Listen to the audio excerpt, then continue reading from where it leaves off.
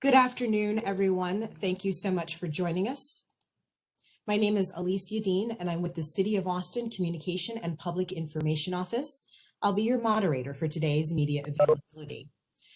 I'd like to take a moment to remind everyone that we have live Spanish interpretation available today. You can access this service by calling 512-641-9113. Again, that number is 512-641-9113. We'd also like to remind everyone who's participating in today's news conference to remember to speak slowly so that our interpreters can keep up with what you're saying. We also invite each of our speakers to unmute to come into the conversation when it is their turn. Here to speak to you today will be Austin City Manager Spencer Cronk, Austin Water Director Greg Mazzaris, Austin Energy General Manager Jackie Sargent, Austin Fire Department Assistant Chief Brandon Wade, Austin Public Works Department Director Richard Mendoza, Homeland Security and Emergency Management Director Juan Ortiz, and Capital Metro CEO Randy Clark. When our speakers have concluded, today's pool reporter Jennifer Sanders from KXAN will ask questions on behalf of the media. But first, I'd like to turn things over to City Manager Spencer Cronk. Spencer?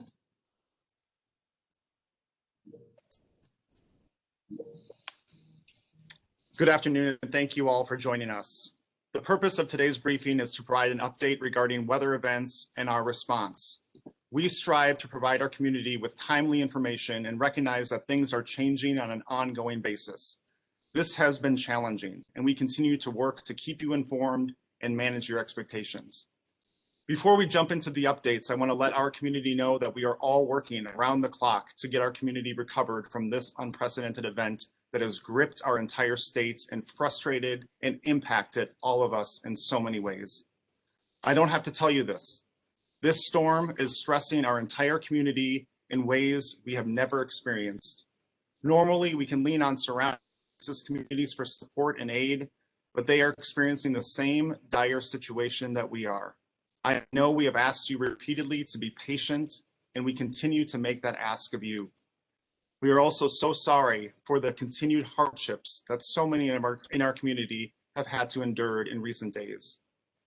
We are hopeful that temperatures will rise above freezing starting in the next few days, but until that happens, we are working on getting resources that can help you, because we know this storm has significantly impacted each one of you.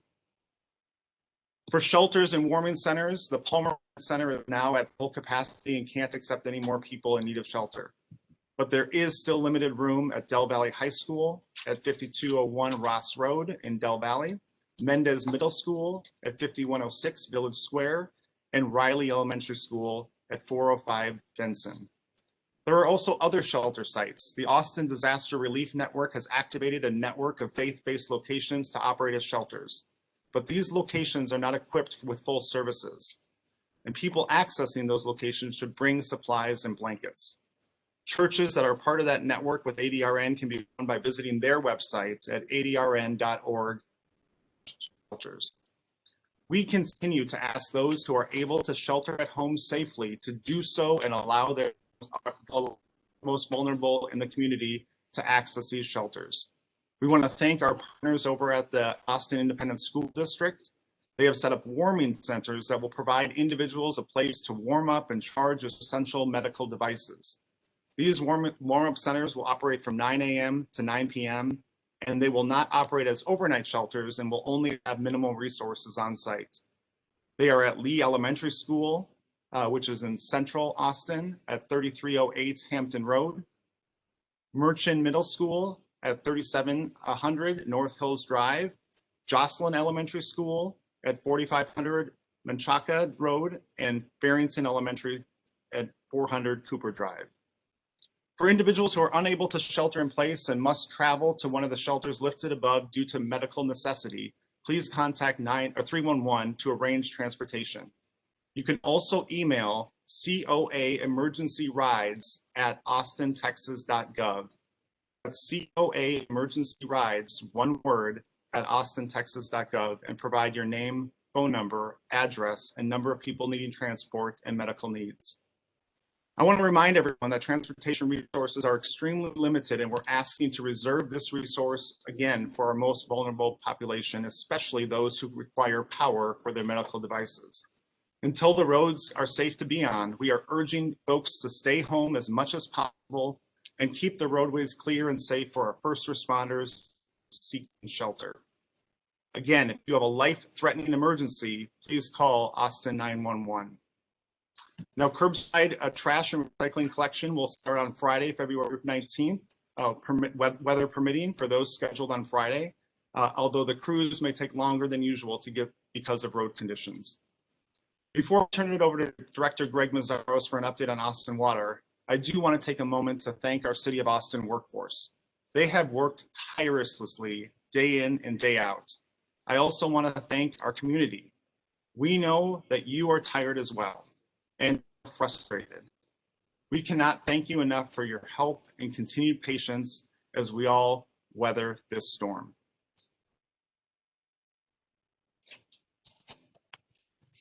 Thank you, City Manager. I now turn things over to Austin Water Director, Greg Mazzaris. Thanks, everyone. I'm Greg Mazzaris, Director of Austin Water, and want to provide you some input today. Let me say, I want to echo the City Manager's words that we're sorry for the hardships people are experiencing with the water system. We never imagined a day where hospitals wouldn't have water, large segments of our customer base wouldn't have water, and we're committed to restoring our system as safely and rapidly as we can. We have a plan, and we're working the plan, and conditions will improve every day, but we have a lot of hard work ahead of us to ultimately get our system back in full working order. I thought I might say a few minutes, talk a few minutes on our plan and what we're doing. Yesterday, we had reported that our Ulrich treatment plant, which is our largest plant, had experienced an electrical disruption and was out of service. I'm pleased to say that that plant's now back in service with the help and support of Austin Energy. We were able to correct that electrical problem, and Ulrich is ramping back up for water production today, and so that's a positive sign for us. Our plan really involves two phases. The first phase is we have to restore pressure to our system. Because of all the water main breaks, the private burst pipes, and the increased water use, the water in our reservoirs essentially drained out over the last day. And that stabilizes the system, that provides pressure. We have to bring those reservoirs back up to service. That's going to take time. Our reservoirs store almost 100 million gallons of water. That's about 1 day's water use of Austin. And at the low point, they were all nearly empty. So we have to bring those back up, and we have to check the transmission infrastructure, the water mains that serve those reservoirs. We have to find some of these leaks that cause water to drain out of our system during the height of the cold snap.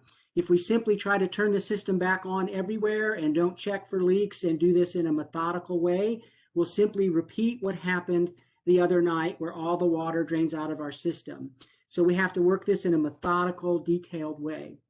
Once we stabilize a system, can demonstrate that it has adequate pressure, we can begin the process of sampling the water, testing it for bacteriological, and clearing those systems. We're working with the state of Texas to help us expedite those processes of clearing our system and bringing it back into service. So everyone is assisting us in that regard. I will encourage customers to continue to conserve water. If you have water service at your home or business, please use it wisely and in a moderate way. If water returns to your home or business, please, again, don't go overboard and start using too much water. Please be very thoughtful. The water you use is water that another customer may not have. And so let's all work together to continue to conserve. It is making a difference. I was looking at the numbers today, and our demand on the system, the amount of water that the system needs versus how much we're making, we are seeing lower demand relative to the amount of water we can produce. So that's exactly the balance that we want. We want to be able to make more water than the system is using, and then we can refill these reservoirs, we can check for leaks, and we can start to restore service to a broader segment of our community. And I would say also our priority is reestablishing service to our hospitals and our key healthcare centers. We know that those are the #1 goals, and that is top of mind for us as we work through this process. And so thank you, and that concludes my remarks.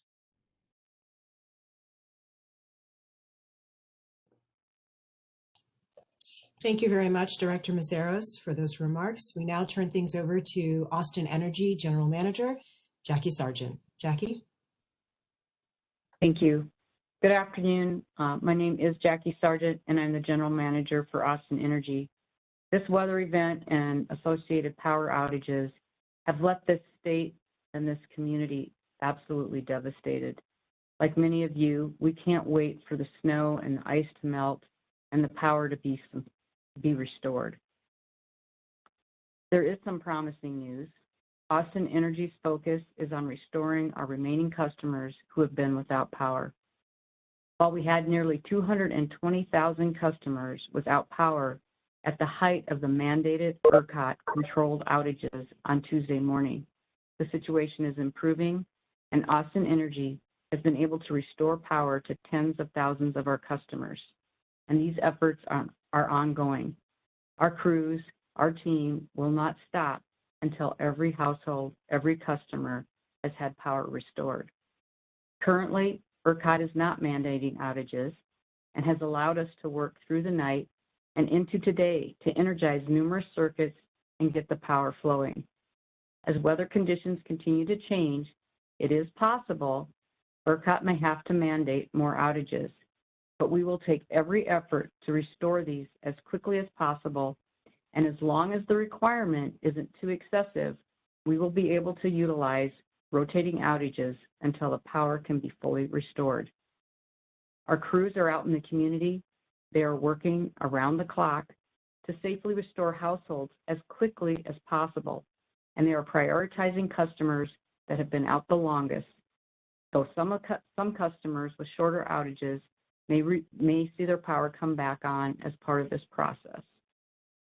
Because there's so much work to be done, unfortunately, I can't give you a firm answer on when your power will be back.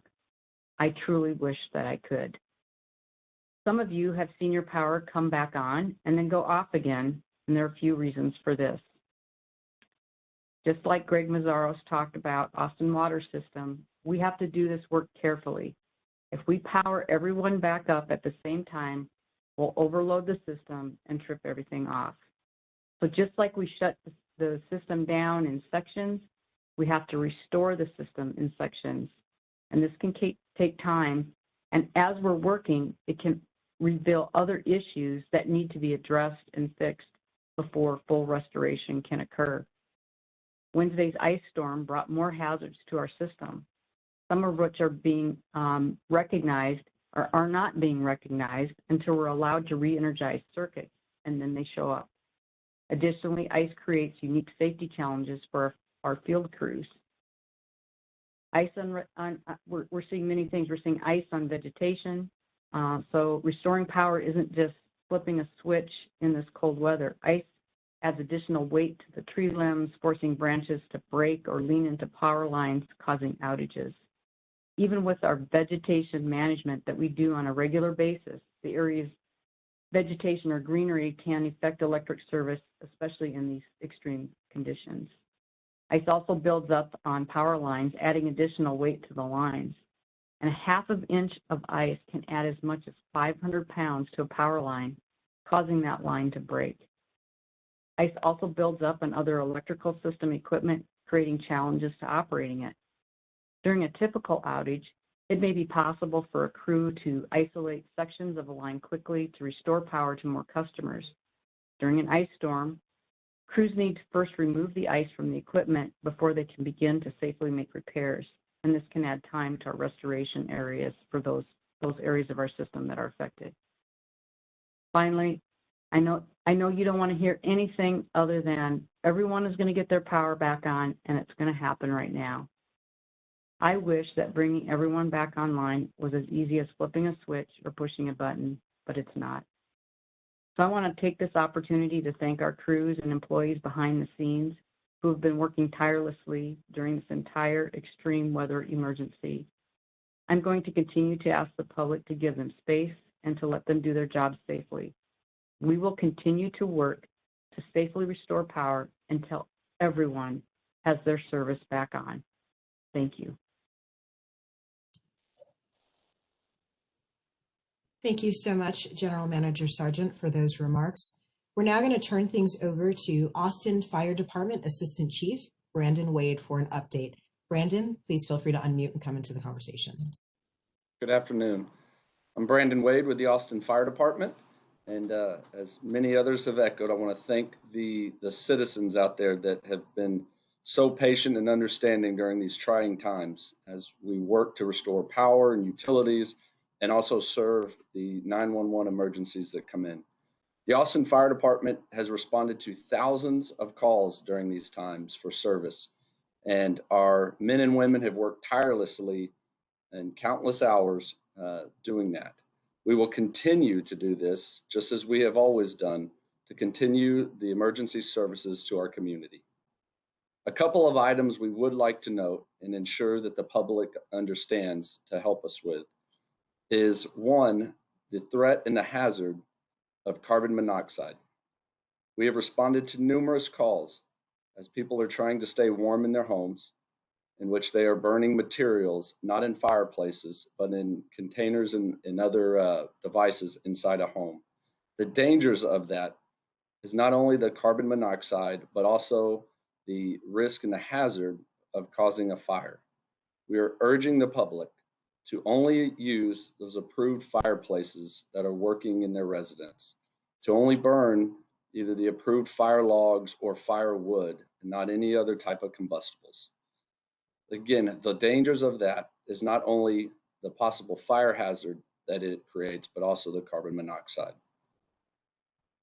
We also would like to cover some of the items with if there is a fire in your residence or in your apartment building. We're asking the public to call 911 immediately upon seeing the fire.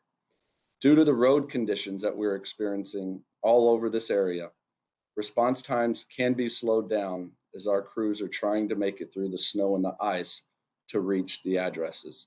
So as you see smoke and fire, please dial 911 immediately and notify us. Do not wait or expect that somebody else has already done that until you see a fire truck on scene. We ask that you not use the elevators. Many buildings do not have power, and power sometimes may go off due to the emergencies and the challenges that the utility companies are having. So please use the stairs and exit the structure immediately and wait for the arrival of the fire department. And lastly, know your exit path. Know how to get yourself out of your residence or the building. It is extremely important that everybody tries to evacuate before the fire department gets there to help us out so we can address the emergency. We'd also like to talk about the water leaks and the water line breaks that are occurring. We understand with the freezing temperatures that pipes are bursting in residents and buildings. These have created challenges across the city and across the county. Again, the fire department has responded to thousands of these, and we are here to still respond to those. However, due to the amount, the response can be delayed to some of these. It is important that you know where your water shutoff is. So if a pipe does break, you're able to shut the water off to your house or to the appliance that is leaking. Also, if you're in an apartment or a building, it is advisable to contact your management and talk to them and get a contact number for the management so that they can quickly come to your building and try to shut the water off as well to not only limit damage, but also keeping from all of your belongings being wet. Again, the fire department will continue to respond through this emergency, and we're here to serve you. The public safety agencies in the city and in the county have been working tirelessly, and they will continue to help the citizens through this emergency. I want to thank you all again for your understanding and your patience.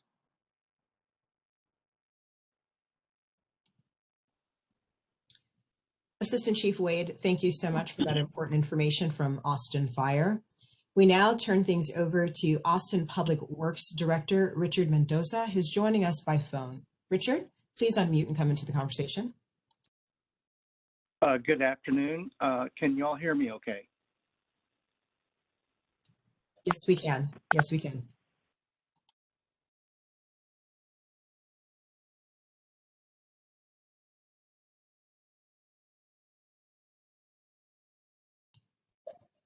Richard, would you like to try again? Let me try again. Hello, everyone. Richard Mendoza, Public Works Director.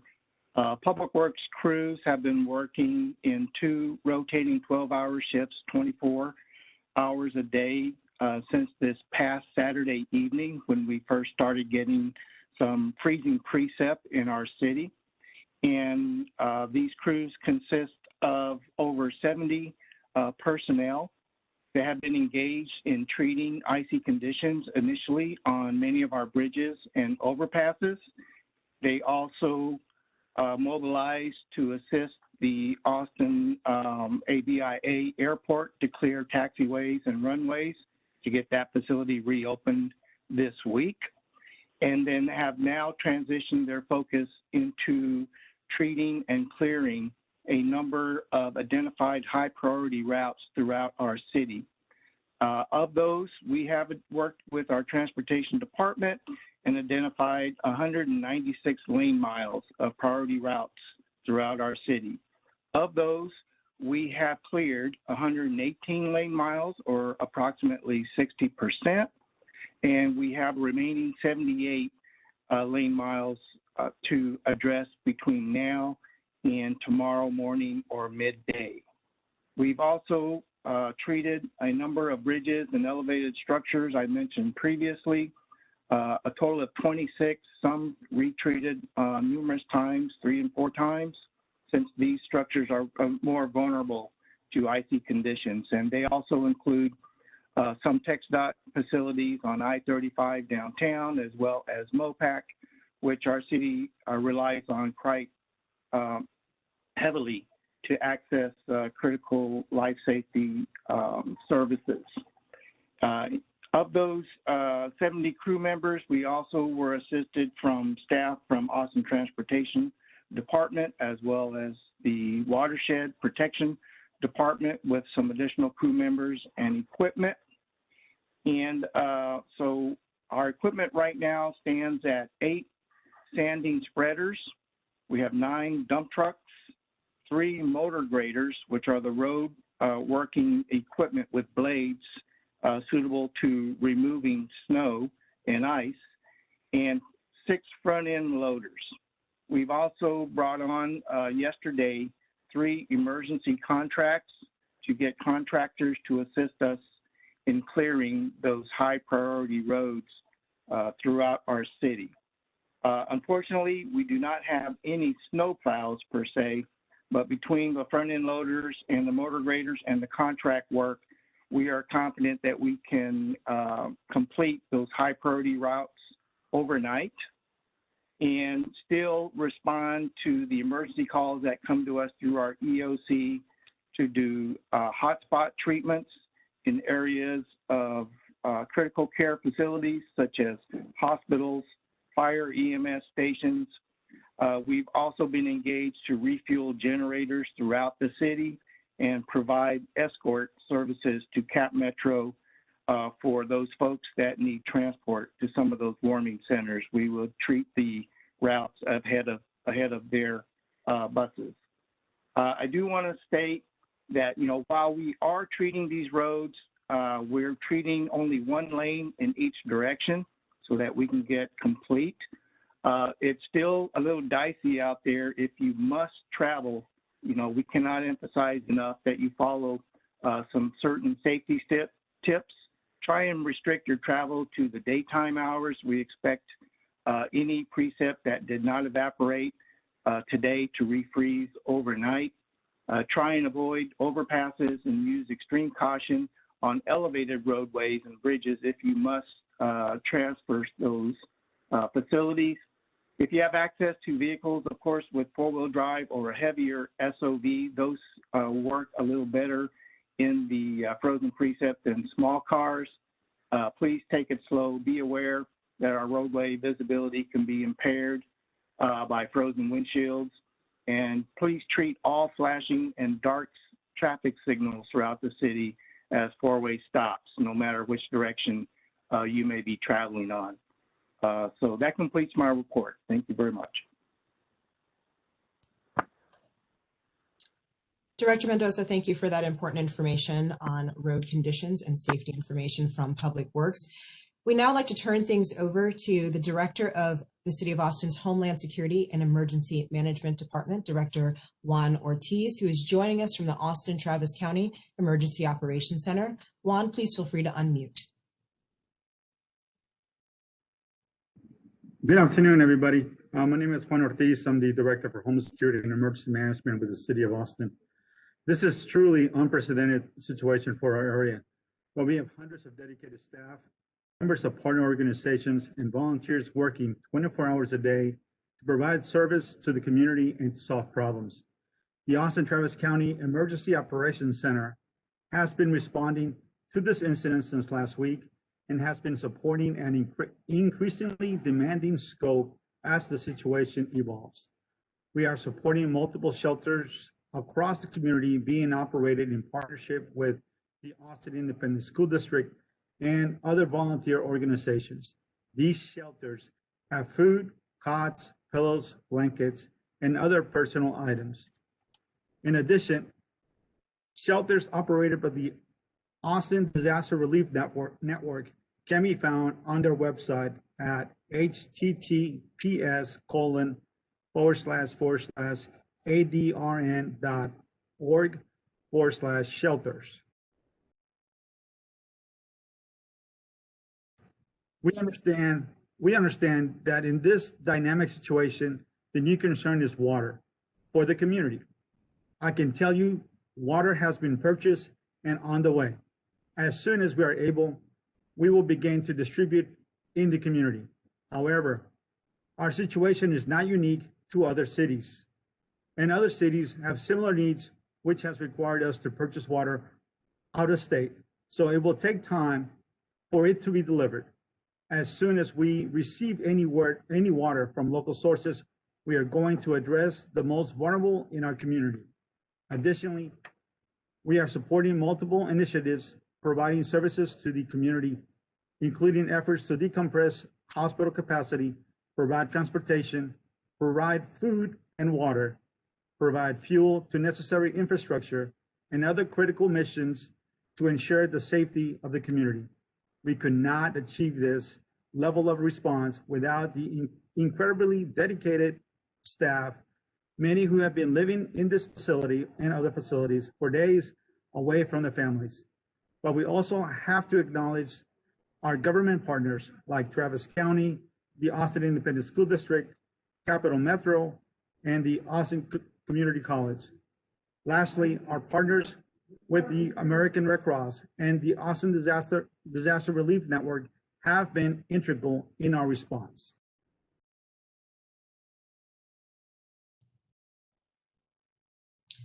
Director Ortiz, thank you so much for that update. We'd now like to hear an update on our transit situation. Joining us is Capital Metro CEO Randy Clark. He's joining us by phone. Mr. Clark, please feel free to unmute and join the conversation.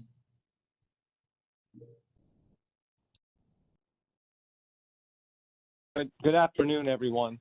I want to take a quick moment and reiterate what Spencer said right at the start of this briefing. We're all working 24/7 to support the community through this. Really, it's an unprecedented is used word, but it's a set of emergencies that have kind of compounded upon each other. As everyone on this call has said, and I'll reiterate again as well, we thank you so much, community, for your understanding and patience, as we know you're all, just like us, are frustrated, cold, and tired. I think this call, though, highlights our critical infrastructure partnership and shows everyone working together to resolve these ongoing emergencies. To that end, today, Capital Metro has resumed limited service from 10 a.m. to 8 p.m. This service is truly for critical trips, and our frequencies are significantly limited as well. We're working to get real-time information out there to our customers about these routes, times, etc. Some of our trip planners are having a hard time keeping up with the new schedules, but we ask everyone to go to capmetro.org/winter to see what routes are operating. The best way to get information, though, is our Capital Metro Go line, which is 512-474-1200. I'll repeat, Capital Metro Go line at 512-474-1200. We understand that from time to time our app or our trip planner may have some technical difficulties, but that phone number is staffed, and we are increasing staffing to make sure that we can provide as accurate information as possible. Earlier this week, we also said when service does come back, all fares are waived. So that's to get everyone on and off the vehicles as fast as possible, make it safe, keep people out of the cold, and so there'll be no fares for the remaining of the week. And please remember that all COVID-19 precautions are still in place, specifically requirement for a mask. Today, we actually exceeded our staffing expectation, and I want to really just highlight, we had over 100 bus operators report to duty. And while we were hoping to get that many, we were thankful that many were able to show up to work to deliver service. Most of our staff have dealt with parts of this emergency like everyone else in the community, whether it's water or electrical or another issue, and they were able to make it in. We do expect to maintain that staffing level throughout 8 p.m. for the service day today. A couple of highlights on today as well that we really focused on is we had a lot of members that we transport on our Metro Access program that are in desperate need of dialysis. Yesterday, we were able to get enough service out to provide 37 dialysis trips for those that had that critical life safety need. Today, we have almost 60 trips for individuals with life-saving dialysis treatments, and those, again, we're focused heavily on. Other things we're working on today is working to help our partners here at the City of Austin to transport people to warming centers, moving people from Palmer to Del Valle. I know it's been one priority, but also any evacuations that we did for the last few days and continue to do today, any requests. We're working with Meals on Wheels to help get meals and water delivered to their homebound clients. And we've been working for several days with Del Seaton Medical Center to transport individual staff, doctors and nurses and others from hotels to the hospital, and some of their patients from the hospital back home safely. Throughout the weekend, we'll be operating service on Metro Bus and Metro Rapid routes, as much service as our staffing allows. We do feel cautiously optimistic. Tomorrow's service, we can start at 8 a.m. through 9 p.m. So we're extending hours 1 hour earlier tomorrow to 8 a.m. and 1 hour later to 9 p.m. Then on Saturday and Sunday, service will run from 7 a.m. to 10 p.m. Again, extended an extra hour in the morning and then at evening. We're going to use all the extra available time over the weekend to really work on our maintenance equipment with the goal of running complete regular service on Monday. We will continue to update every day based on conditions, but those, again, are service that we're expecting to deliver. Again, capmetro.org for specifics to follow up on that. We're going to continue to work and prioritize Emergency Operations Center around the clock and as much support as needed from our partners that were earlier on this call. And the same with our demand response, prioritizing our life safety, life-sustaining trips, and then any sheltered operations from there. Metro Rail, we are working on our signaling and communication system with the full anticipation of running regular red line service on Monday. Again, please follow us on social media or Metro Alerts to get up-to-date real-time information, and capmetro.org, again, for that information. Those are the best places. I'd just like to close by taking a moment and thanking our partners. Richard mentioned they've been doing some escort duty for some of our buses, kind of a convoy that has been critical. I'd like to personally thank all of our first responders, Austin Energy, Austin Water, all of our other critical infrastructure partners. I know how hard you all are working, and including helping us at our facilities, so thank you for that. And then lastly, Cap Metro staff, I just, whether it's COVID or this emergency or others, I continue to be in awe with their dedication, just like I know all of my partners here do of their staff. And I just want to thank them publicly again for all the work they are doing, both supporting our partners and providing essential mobility for those in our community that need it. And I'm very proud to work alongside you. So with that, I'll turn it back over to you. Thank you.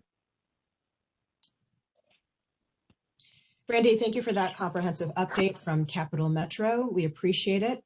We have about 13 questions from the media. So at this point, we're going to turn things over to our pool reporter for the day, Jennifer Sanders with KXAN. Jennifer, thank you so much for being our pool reporter today.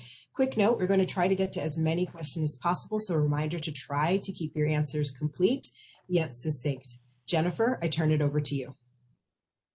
All right, good afternoon. Thank you so much. The first question is from KUT. How many people does Austin Water estimate are without water right now? And what are you recommending for people who do not have water and electricity?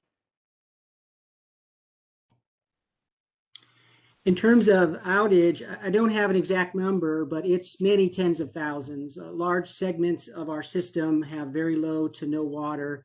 And so it's a large part of our customer base that is experiencing these conditions. As Jackie indicated, hopefully Austin Energy will be able to bring more and more customers online with power, and they'll have better resources to use stoves and others to boil water as water service returns. I know Juan is working, very hard to establish water stations and bottled water and other resources. Certainly, we encourage customers to reach out to friends and neighbors and others that may have water service, and that they can maybe fill up jugs or other sources of water for them to boil or to use.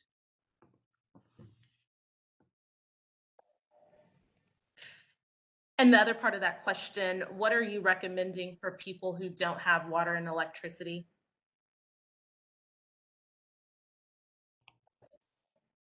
Well, again, as I described, reaching out to friends and neighbors, working with our emergency management office as they stand up water distribution centers, that would be some of the options. The next question is from KXAN. Did any changes or upgrades at the water plant from the zebra mussel attack of 2019 help in restoring the plant's operations in the power loss this week? If so, what were the changes that directly helped? No, the zebra mussel controls we put in place are really small chemical systems, and they had nothing to do with impacting our response or the results of this cold weather incident. The next question is from Sun Radio. Thousands of residents are going to be surprised when their water comes back and their houses might start flooding. Will the city and Austin Water make efforts to alert the public when this happens so residents can prepare? For example, using reverse 911, text alerts, or resident portals? Yes, we will be coordinating with the Austin Water Department, and we'll be using not only reverse 911, but other social medias to make sure that we communicate and prepare everybody ahead of that as best as we can. I would add too that water service, may be restored suddenly in areas as reservoirs are filling up and water service is being restored. Customers need to prepare for that, and they can take steps now.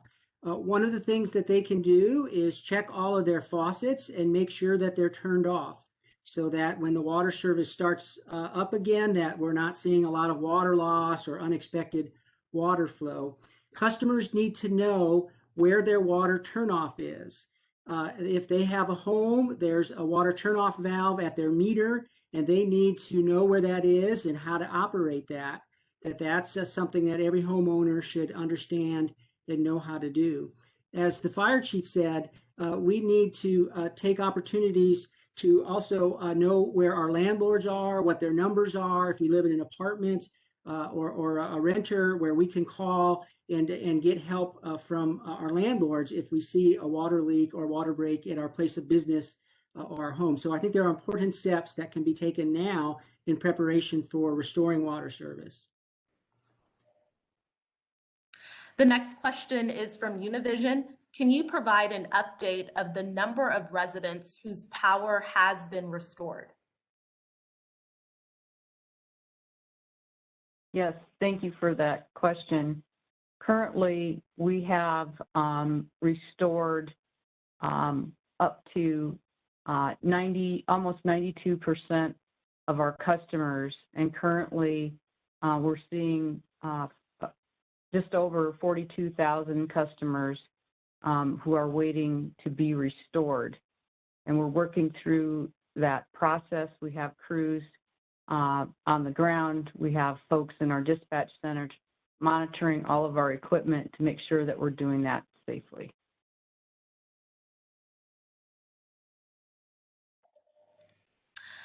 The next question is from Fox 7. What is the city doing to help the elderly residents in the RBJ building?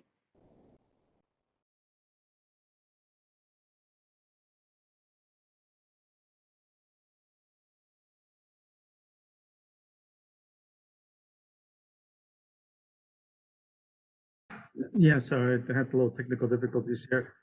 We are working with the Austin Public Health and the Austin Fire Department to assess the situation in that facility, and we're working with them to see what we can do to provide any assistance that we can, and in an effort so that they can stay where they're at. And we'll be working with them to see what other services we can facilitate.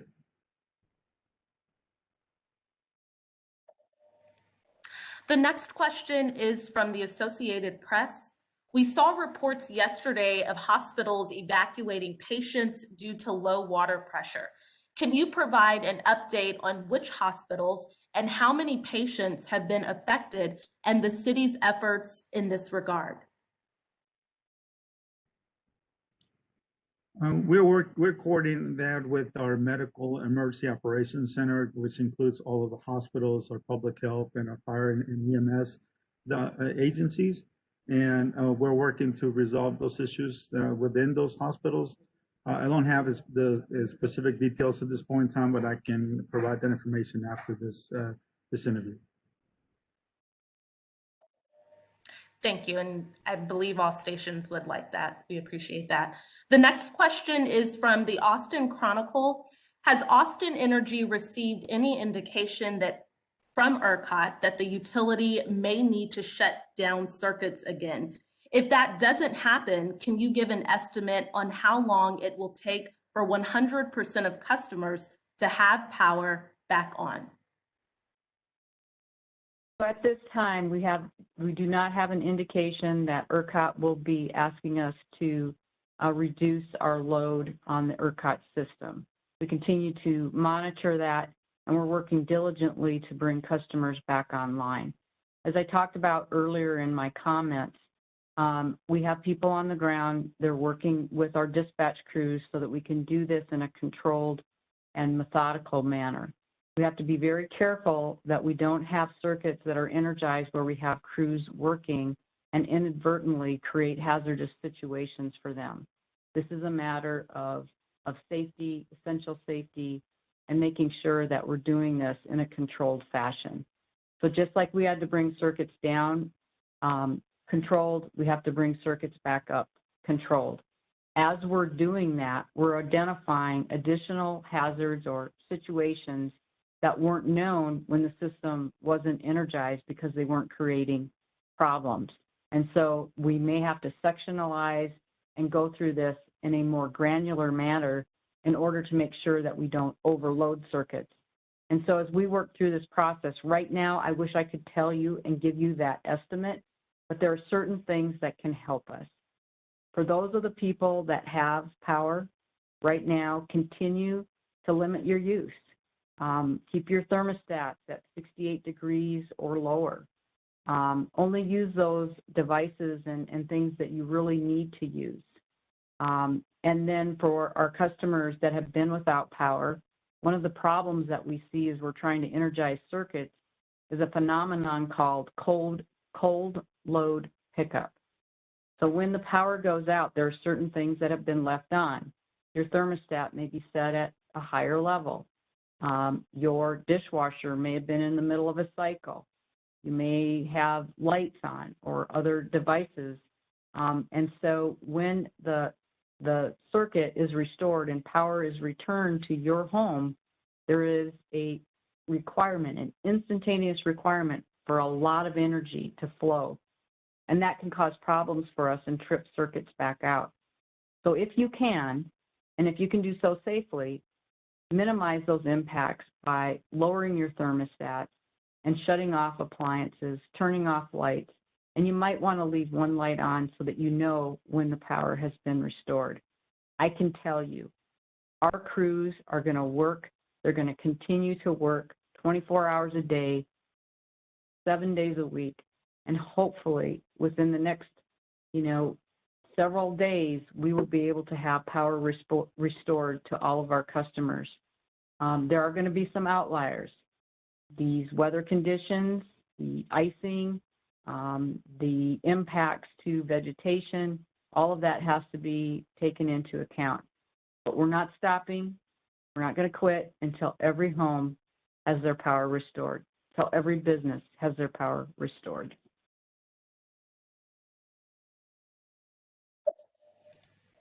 Thank you. The next question is from Estonia. Council member Allison Alter wrote in an email update earlier this afternoon that the boil water notice, quote, is a precautionary action, end quote, and that, quote, Austin Water has not detected contaminants in the water they are providing, end quote. How likely is it that the water is contaminated, and what needs to happen for the order to be lifted?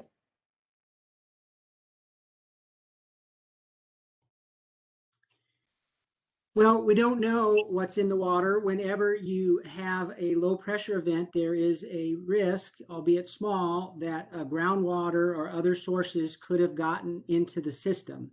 So it's required and appropriate for us to issue a boil water notice. So even though the risk is low and we don't know of any particular source of contamination, it's very important that customers boil their water before consuming it, either cooking or drinking or teeth brushing. So although the risk is low, it's not zero, and we really want customers to boil the water and not get complacent. In terms of clearing the system, as I indicated in my opening remarks, really two steps.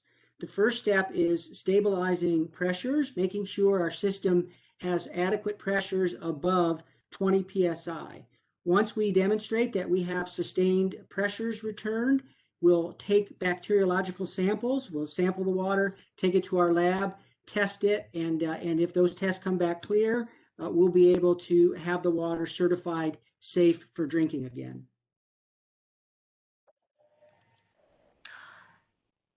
This next question from KView, what are the challenges you all are facing to restore water now that the treatment plants are running?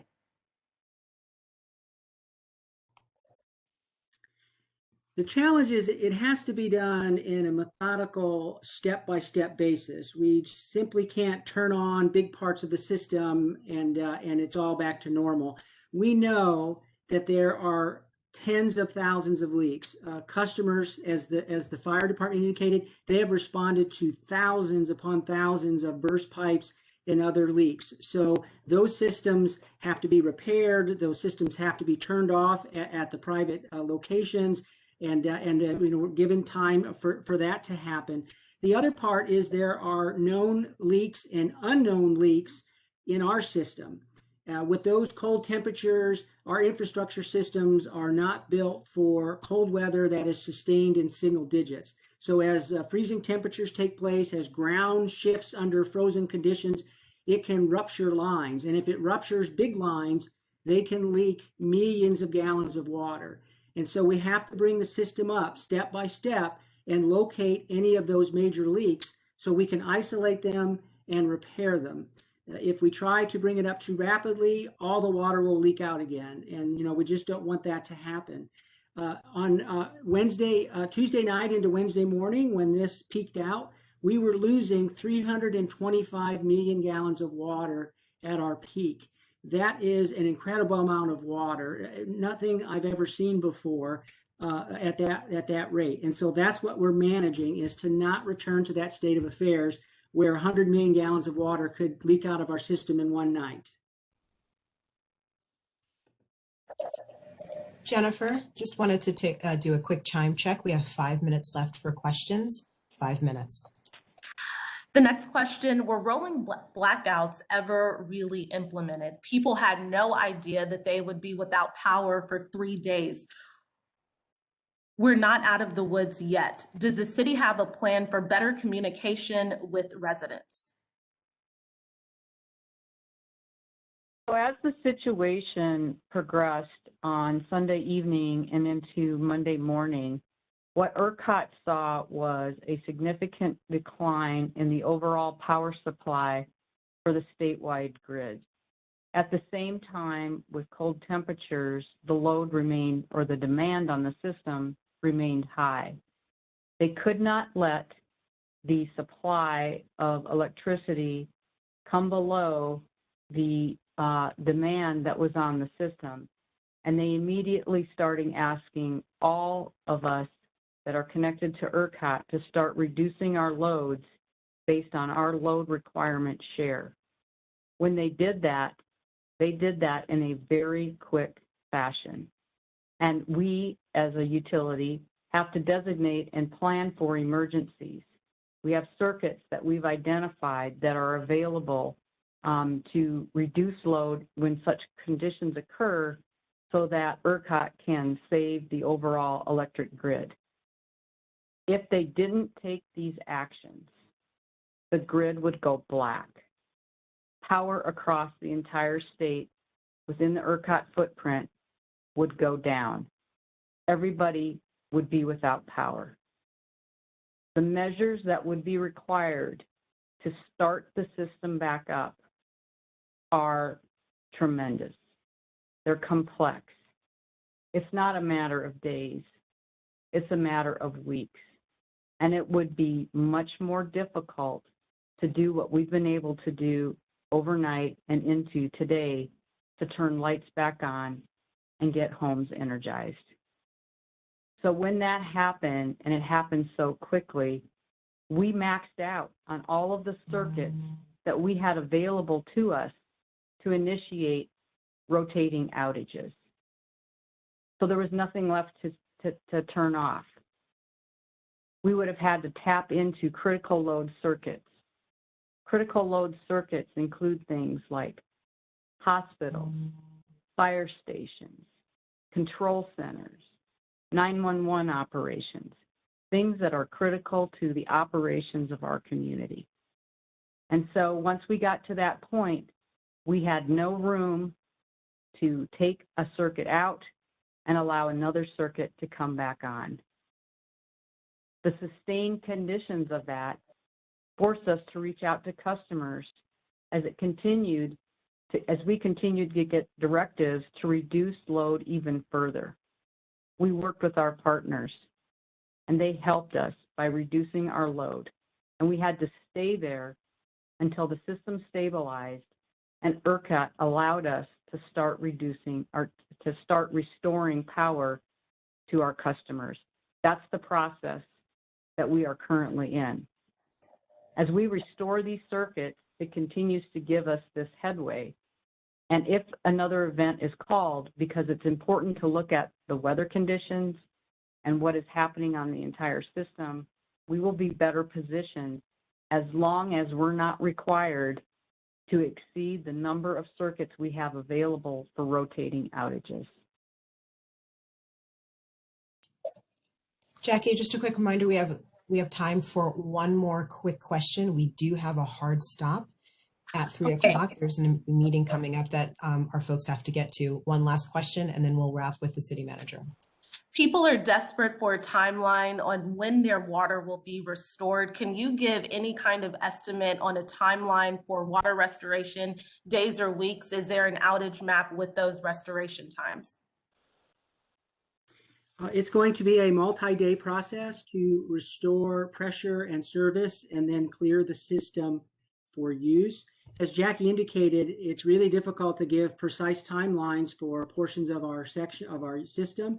We don't know what we don't know, and we don't know where leaks are. We don't know how bad those leaks are going to be. We don't know how long some of them are going to take to fix. Every hour that goes by, we have more knowledge and we're able to better forecast how systems are coming up. Right now, we consider all of our systems. We have 3 major pressure zones, central, north, and south. They're all rated critical. And we want to bring those up into yellow and green zones as we work to bring these systems and correct them. We really just don't know right now. Customers that don't have water, it's better to plan for worse conditions, days without water, rather than hours. And we would encourage customers to take whatever steps they can to try to work through a multi-day outage and ultimately return to normal service. Are there specific areas of focus that have been without water for 24 hours that you all are addressing, and where should these people go for updates? Our website and media releases, these kind of updates will be areas that will be providing information. Our priority is our central pressure district, which serves the core of the city, a good part of East Austin and areas south of the river.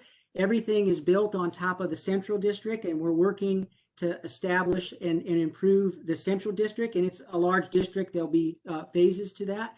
And within that, all hospital systems are the #1 priority. Our goal is to get the hospital systems operational in the central district and then be working in hospital systems outside of that. That would include other treatment facilities.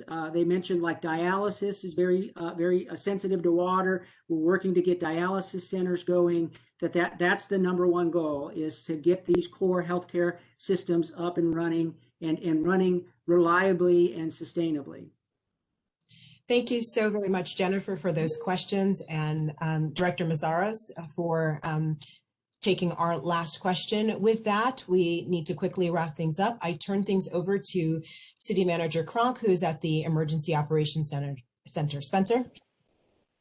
Thank you, Alicia. And I know you're tired and I know you're frustrated and you want certainty about some of the things that will be coming back online.